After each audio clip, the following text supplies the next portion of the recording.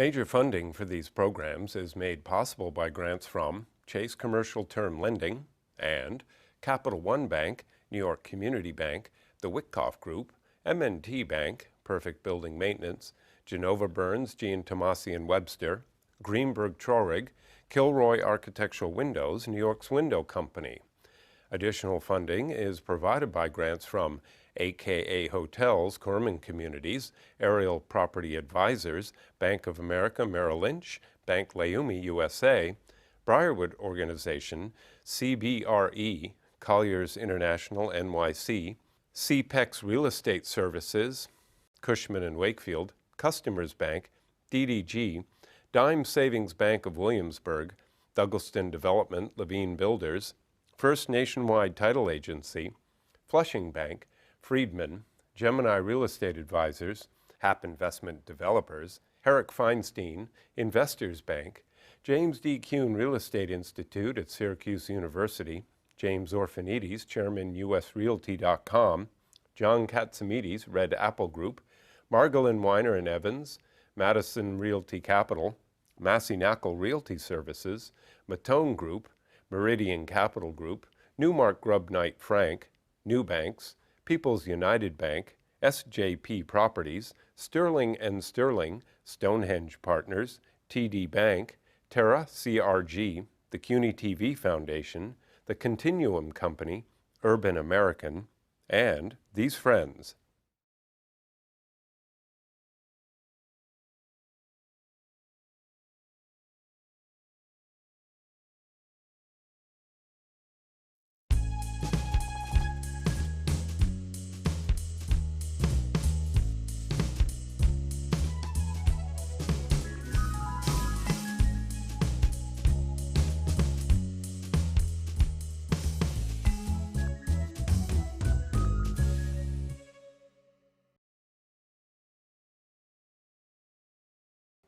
So there's this guy, he comes over from Romania, and subsequently he gets into the produce business and fruits and vegetables, and from that, at that time they wouldn't have called them bodegas, but they were, fruit vendors, where you get your apples and your other produce.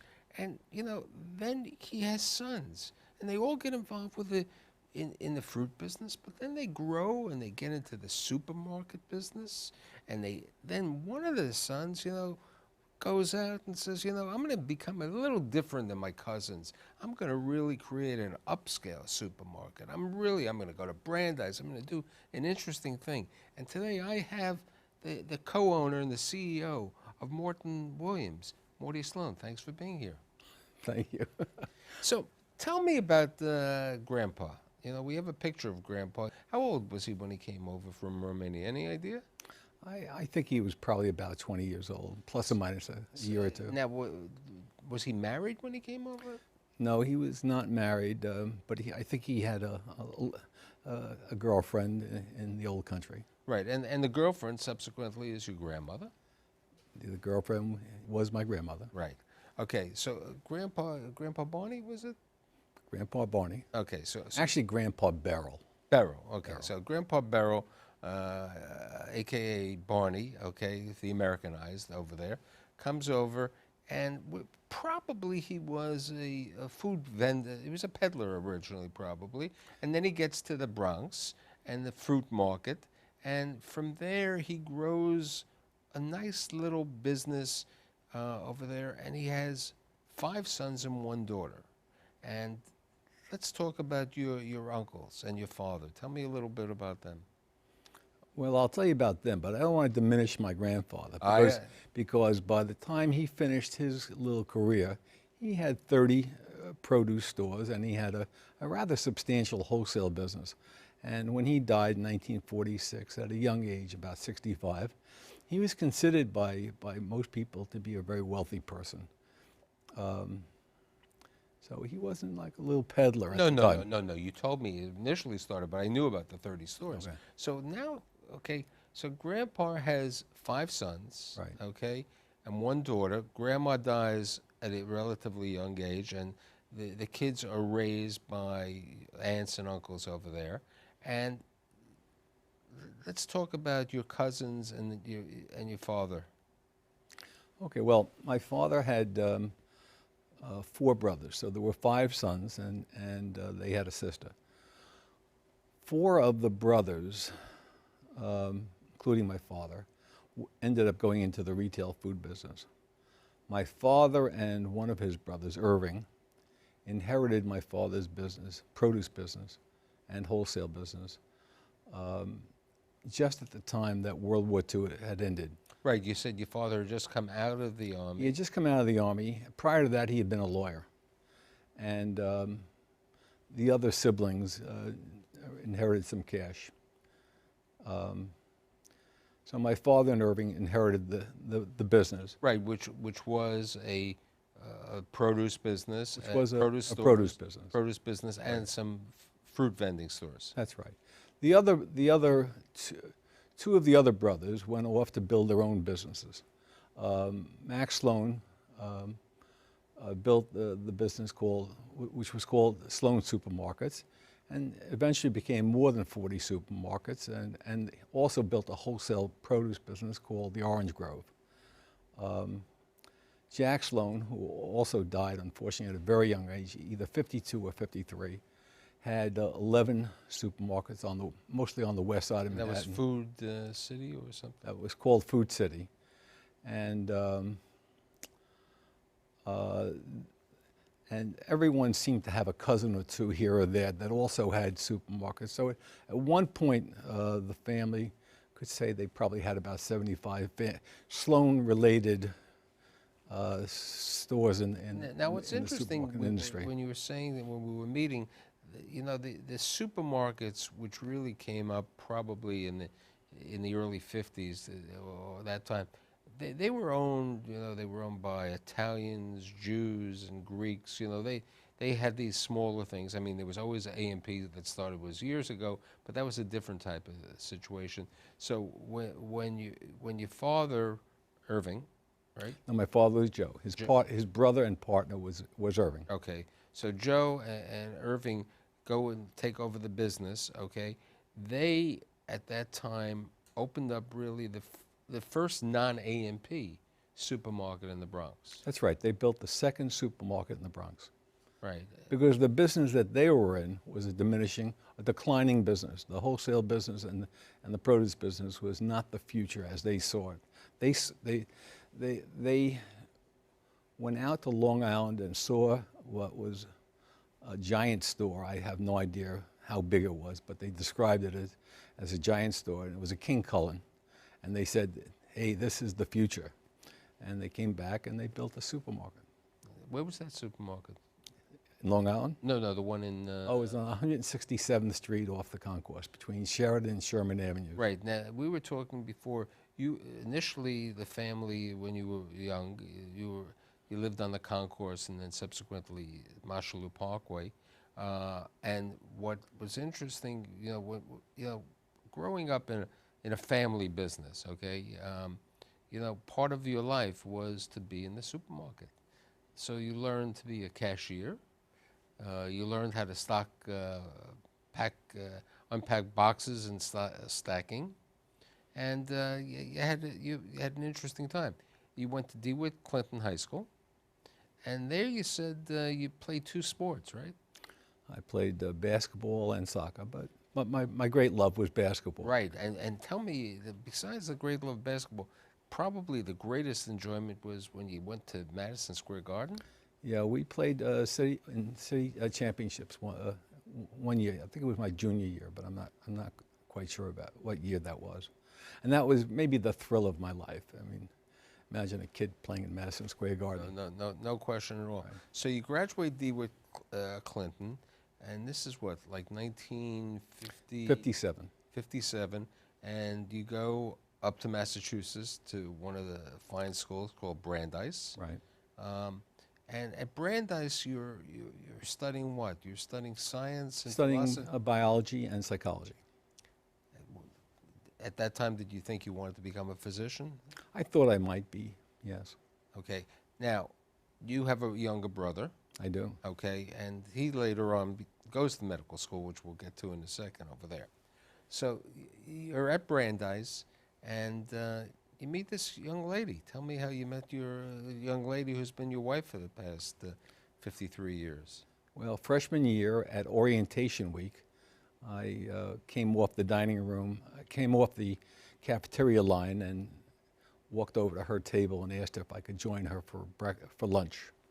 And she and her roommate were sitting there, and I said, "Can I join you?" And that began a lifelong involvement. Right. Now, you got married when? After graduate school. Okay. So you graduate Brandeis, and then you join the Air Force Reserve. That's right. Now, where were you stationed when you were in the Air Force Reserve? In Texas, New Jersey. And then you come back to New York. Come back to New York. Okay. And then you decide that you want to pursue more of your studies, and you go to NYU for your master's. That's right. So now you have a master's, you have a family business who has 2 supermarkets. 3 supermarkets over there. And you have a younger brother who's still in college at this time. And how'd you get a job at Oppenheimer? I applied for it. I applied to a few firms. Applied to Merrill Lynch, and they offered me $75 a week to start. And they said to me, "I think you can do better elsewhere, but you can work here if you like." Right. And then I went to Oppenheimer, and I had 3 days of interviews, and finally they offered me a job. I never even asked them how much they were going to pay me. So how long were you at Oppenheimer? I was there 6 years, and I Okay. was a institutional research analyst. So how did you get from Oppenheimer to the legendary Muriel Siebert, Mickey Siebert? A mutual friend introduced us. I liked what I was doing at Oppenheimer, and I was doing nicely. But the real money in Wall Street was not being paid to people like me. It was going to the people who would bring in the business. And with Muriel, I was given the opportunity to not only do the research, but sell my own ideas to institutions. And once I joined her, I went about the country selling my ideas to institutions. And the first year that I was with her, I personally did business with over 100 institutions. Now, was she doing any public offerings at that time? She never did public offerings. She was always a broker. A broker, market maker? She didn't make markets. She was always a broker. But Muriel was a great experience, and she was a great individual in the industry. She's a brilliant person, wonderful person. But then the world changed. The world of negotiated commissions came into the world. What I was doing, and she had a wonderful firm, and I had a lovely position within it. It was a small firm. At first, it was Muriel and myself, 2 secretaries, hers and mine, and a trader. It was very lucrative, and then the concept of negotiated commissions was introduced and implemented, and a transaction which had been maybe $10,000 now suddenly was worth $40 or less even, and that made what I was doing untenable. So what happens then? Happened to coincide with the time of my father's just wanting to retire. Right, but he never really retired. He said that he wanted to retire, but that is the case. He was talking about retiring, and I began to warm up to the idea of stepping in with him or without him, and I joined the company and bought my father's interest with my brother. Now, at this time, Bill was in medical school? No, by this time, my brother had left medical school. He went there, I think it was for a month, maybe 2, and decided that medical school was not for him. And we bought our father's interest. So when and yet he never stopped coming to work. So when did you and Bill go full time into the supermarket business? I mean, you went in when you were in high school. What year was this? 72, 73, something in that area. Okay, so it's 1972. At that time, you have a total of 3 supermarkets under the Associated brand, okay, with the Associated, which is a food cooperative where you would be buying.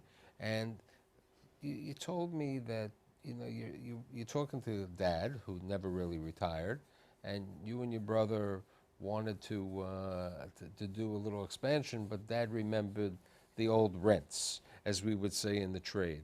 You know, I can't pay more than $2 a square foot. You know, I gotta, you know, remember, Morton and Bill, this is a different world. And Well, it sounds like you've heard the story before, but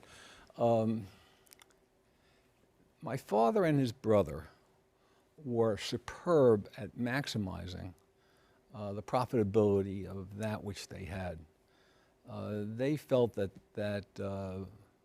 they could make more money from those 3 stores than many people could with 20 or 30 or 40 stores.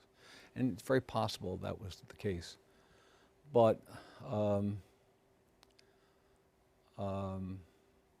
after a few years of really learning the business and teaching myself the dairy business, the frozen food business, the meat business, the real inside part of being a supermarket operator. And this was headquartered in the Bronx. Right. And seeing some of the changes that were beginning to take place in the neighborhoods that our stores were operating in. And the changes were demographic in nature. We entered into a period where you will remember that the Bronx was burning and this began to really weigh heavily on me. And I said to myself, I can't see the future here. I'm concerned about what's going to happen. And my response was to look for locations in Manhattan, in more stable and more upscale neighborhoods. And I told this to my father in Irving, and they shrugged their shoulders. And I went out daily with brokers and so how, riding around the cars. So how did you make the decision to go to the Upper West Side, you know, to 81st Street? How'd that happen? Well, I guess well, in that particular instance, that store was shown to us by our wholesaler, by the associated people. And you went in there, and you said that was the 4th store? That was the 4th store, and that store was in bankruptcy or in default, and the people that associated sold it to us. But this was when the West Side was still in transition. It was still in transition, but it was obvious that the transition was about to take place. But we bought the store, and then we proceeded to remodel the store, and it was probably the first really upscaled supermarket on the Upper West Side. In fact, everybody in the trade started to come to see that store because nobody had done anything like that, certainly on the West Side. Eventually, a lot of people, of course, modified their stores. And then the evolution. When did you and your brother decide that, you know, associated is fine, but it was an idea to come with the Morton Williams? Well, we added a store or two in the following years. The Village store? Was the Village store? Well, we added one on 81st and 1st, and I forgot what the 6th store might have been. But we were moving into more upscale neighborhoods where the kind of products we were carrying would be quite different than the ones that were typically being promoted by the Associated. Associated by now had become out-of-borough oriented, and their ads were featuring products like Callies or Platinos, or things that were typically used in Hispanic neighborhoods, and which would make no sense whatsoever for your advertising or anything, right? Right, in Manhattan, the kind of stores that we were looking to build. And so we started more or less merchandising our stores to our neighborhoods, and we began to change the names of our stores in Manhattan to call them Morton Williams. How was Morton Williams Associates.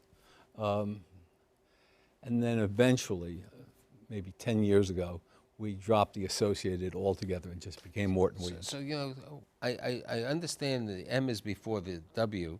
Was it also because of age, or the coin flip? We had an arm wrestling match about that. No, I don't remember how it. Right. So how do you venture out? Which sounds better to you, Morton Williams or I William like Morton? Morton. Yeah, I like the Morton Williams. I see it too often. So how do you venture out to Jersey City, into Newport? Well, Jersey City is the store we have in Jersey City is 100 yards, or maybe less, from the Hudson River. So it's really right up against Manhattan. It's got all the characteristics of Manhattan. It's in the Newport complex, which is owned by the Lefrak family. It's a complex of that was eventually going to have 10,000 apartments. When we went there, it had about 4,500, and they had a plan to build the additional 5,500 apartment buildings over the ensuing years, which they're proceeding to do. Right. No. And we were going to be the only supermarket in that complex. And so it's a Manhattan-like store, and it's a Manhattan-like But let's talk, environment.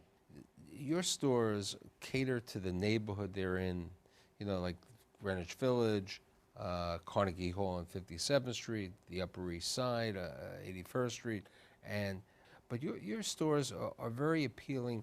They're an upscale supermarket with lots of items and a lot of prepared food. And many people think that prepared food comes from commissaries or the difference. And you bake and you do all your stuff in all the salad bars and all the hot foods in the store, right? We do. We bring in some foods from the outside, but each of our stores has a kitchen, and we have chefs within the stores. Some stores have as many as 10 people in their kitchens. We have 2 Culinary Institute graduates on our executive staffs, and we have menu books with delineation of how food should be prepared. We spend a lot of time trying to make our food standardized and of high quality.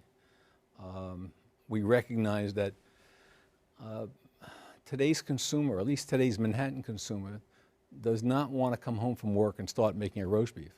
So we want to be there. More in a prepared We want food. them to come to us, pick up their dinner, and just heat it up and have dinner. Today the supermarket business has changed a lot, okay? AMP is in trouble, Pathmark, which, all of these. But today there have been more markets coming. Fairway has evolved, as we said. Whole Foods is around. And then there's the other change that basically the drugstore, okay, which at one time, had a limited, today is really competing with you in the operation. Many things with prepared foods and salad, fruits and salad bars. So that's having a change in the business over there. Well, you say it the way we say it, and this all happened very rapidly. 20, 30 years ago, all of the large national chains were fleeing New York. I mean, they couldn't get out of New York faster than they did. Within the last 5 years or 10 years at the most, that has reversed itself. Today, all of the following people that I'm going to mention have now come to be our principal competitors. And this didn't exist 5 years ago. Target, BJ's, Trader Joe's, Whole Foods, Fairway. Each one of our stores has 2 to 4 drugstores within 2 or 3 blocks, and half of them are indistinguishable from a supermarket. There are hundreds of smaller stores that have opened up all over Manhattan that have salad bars and carry supermarket type items all over the city that didn't exist years ago. Everybody wants to be in the food business. And by the way, a lot of these people that I've mentioned are very good. I mean, they're really good. You know, you have good competition. They're excellent. I mean, there's no question. It's hard. It's hard. Really to more the proliferation Right. of the pharmacies, you know, which the health and beauty aid stores. They're sort of they're a different outfit. generic, but the other people I mentioned, they're top of the market. They are hard to deal with. So let's talk about next generation. You said to me, you know, Bill has a son.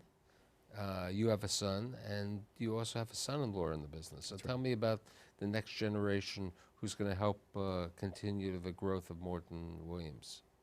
Well, my son and my nephew, Stephen, are very capable and do very wonderful work for our company. In addition to that, we have my son-in-law, who joined us about 15 years ago. And he was, at that time, a consultant for Booz Allen. He had been a Columbia engineer and a Columbia Business School graduate.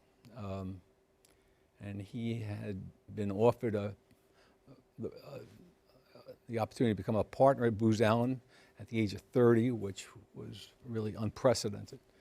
But he was traveling all over the world, and he's a great person. And so that's Avi. That's Avi, and I saw it in him. My brother saw in him the potential for leadership in the future for our company, and also the personality to do it. He joined us at that time, and he has helped us in our growth and to implement a lot of the things that we've done in recent years that have really made us a lot more successful. Now let's talk about grandchildren, the names and their ages. We have Julia, who's a junior at Michigan. She's my daughter's oldest, and my daughter is Elizabeth, and Julia is 18, a freshman at Michigan. Forgive me, she just got a 4.0 on her first semester's grades. Jack, he is a sophomore at Staples High School in Connecticut. His marks were pretty damn good too. And the last one? And the last one is Jack, Jonathan, and he's 15.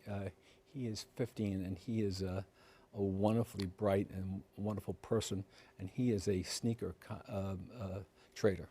So all I know is, you know, it's interesting. There was one article I read that the grandkids, you know, sit in the chairs when they go to the office. So maybe one day they may join and make the next generation. But you know, it's good that Beryl, a.k.a. Barney, you know, created you know, a business and a legacy that has been followed on.